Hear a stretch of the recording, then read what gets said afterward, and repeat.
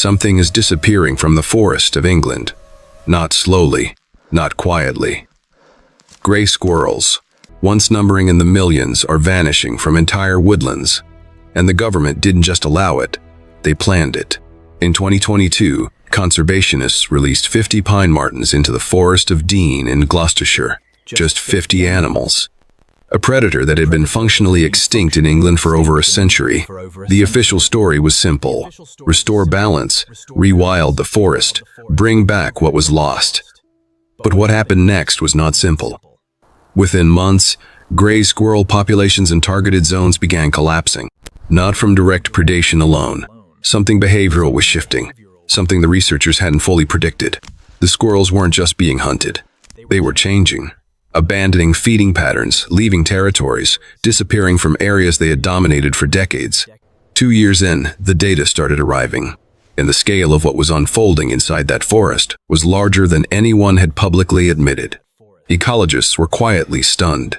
Landowners were watching it spread beyond the original release zones, and a question no one had fully prepared for was beginning to form. What happens when you introduce a near-extinct predator into a landscape that has forgotten it exists? And it works better than anyone expected. The Forest of Dean is not a gentle place. It sits in Gloucestershire, wedged between the River Severn and the Welsh border. Dense, ancient, older than most of England's recorded history. For centuries, it was managed royal hunting ground. Now, it was about to become something else entirely. The Pine Marten reintroduction project wasn't a spontaneous decision. It was years in the making. Conservationists, ecologists, and Forestry England had been studying the idea since the mid-2010s. The science was compelling. In Scotland and Ireland, pine martens had already demonstrated something remarkable. Wherever they returned, grey squirrel numbers dropped sharply. Not just from being hunted, but because grey squirrels, unlike red squirrels, freeze when they sense a pine marten. They stop moving. They stop feeding. In open canopy forests, that hesitation is fatal. The 50 animals released in 2022 came primarily from Scotland.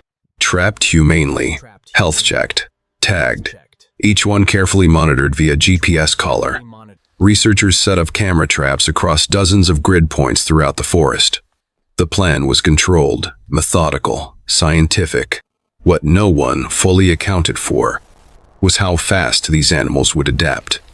Within 6 weeks of release, the martens had already expanded beyond the initial survey zones, not by a little, by distances that surprised the field team. One male, tagged as M07, had moved over 11 kilometers from his drop point in under a month. He wasn't lost. He was hunting. And the cameras were beginning to capture things the researchers hadn't expected to see this early. The camera trap footage was reviewed every 2 weeks. A small team of ecologists, working out of a field station on the forest's eastern edge, would sit together and go through the recordings. In the early weeks, it was mostly routine. Deer, foxes, badgers moving through at night. Then the marten sightings started increasing. Not 1 or 2 animals passing through a zone. Multiple individuals. In the same grid squares.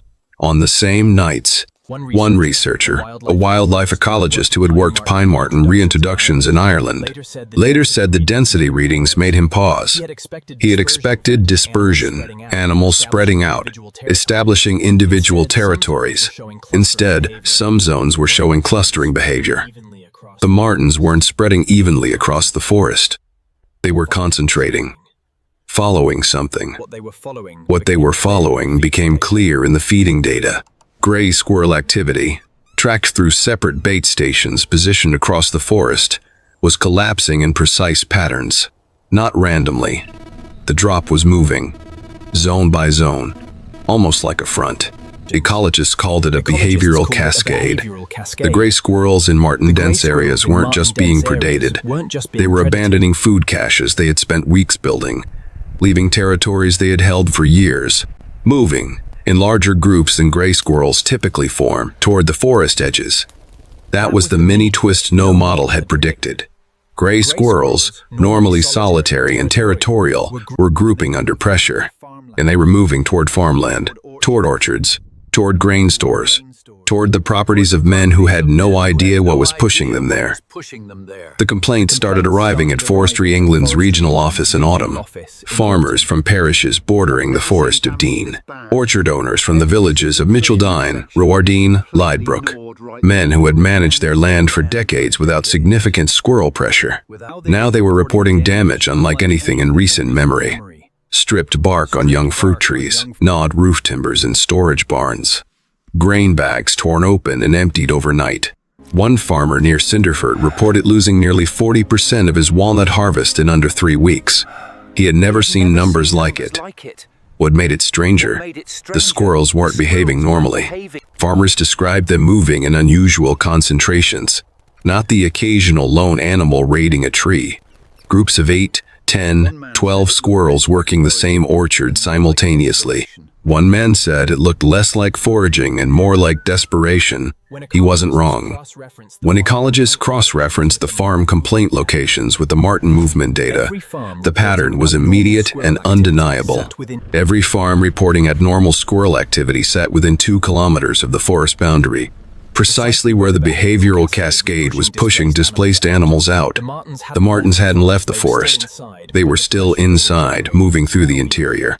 But the pressure they were generating was now being felt outside, in orchards, in barns, in livelihoods.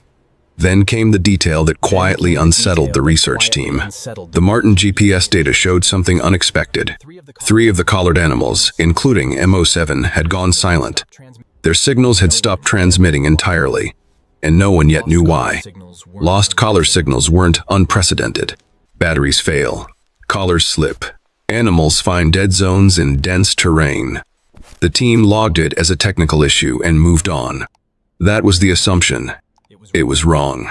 6 days after the signals dropped, a gamekeeper working private woodland adjacent to the forest's northern boundary found M07 dead. The animal had been snared. An illegal trap, set low to the ground, hidden beneath leaf cover. Professional placement. Someone who knew exactly what they were doing. The gamekeeper reported it immediately. Within 48 hours, 2 more Marten carcasses were recovered from separate locations, both within the forest boundary, both showing signs consistent with illegal poisoning. Pine martens are a fully protected species under the Wildlife and Countryside Act 1981. Killing one carries serious criminal penalties. Someone was doing it anyway. Forestry England escalated the matter to the National Wildlife Crime Unit. Investigators moved quietly into the area. What they found suggested this wasn't opportunistic. The trapping locations had been selected with knowledge of the Marten movement corridors, information that wasn't publicly available. Someone had access to data they shouldn't have had. Inside the research team, the atmosphere shifted. This was no longer purely an ecological project. It had become something more complicated, more tense. And then the population data arrived from the 2-year survey. The full count. The number nobody had seen yet. The lead ecologist reviewed it alone first. He sat with it for a long time before sharing it with the rest of the team. When he finally did, the room went quiet. The 2-year survey data told a story no projection model had fully anticipated. Gray squirrel populations across the core forest zones had declined by 67%, not over decades, over 24 months. In ecological terms, that number was extraordinary.